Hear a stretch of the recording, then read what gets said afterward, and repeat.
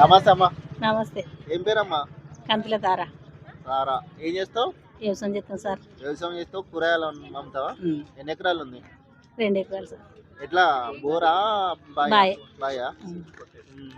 మరి రుణమాఫీ అయిందా? అయింది సార్. మరి ఇప్పుడు కేసీఆర్ ఉన్నప్పుడు మంచిగా ఉందా, రేవంత్ రెడ్డి వచ్చినాక మంచిగా ఉందా? ఎవరి ప్రభుత్వం వాళ్ళది. అంటే ఎవరి ప్రభుత్వం వాళ్ళదంటే అప్పటికి ఇప్పటికి తేడా ఉంటది కదా. ఇక రేట్లు పెరుగుతూనే ఉన్నాయి. ఆ, జాగలకు తక్కువైనాయి అంటారు. నిజమేంతనో అవదంతా అమ్ముకున్న వాళ్ళకి తెలుసు అది.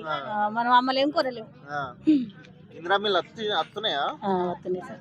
మిల్లులు పడుతున్నాయి అట్నా? పడుతున్నాయి. రేషన్ కార్డులు వచ్చినాయా కొత్తగా? వచ్చినాయి.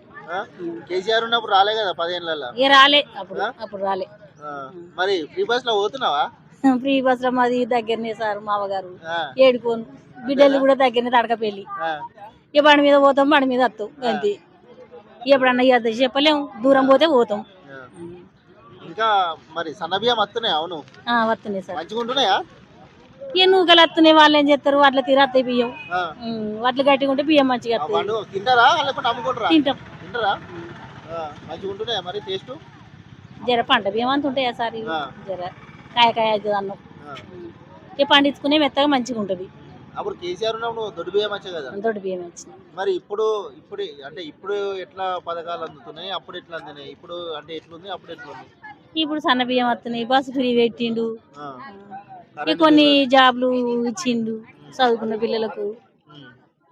ఇక ఫ్రీ కరెంట్ అయింది.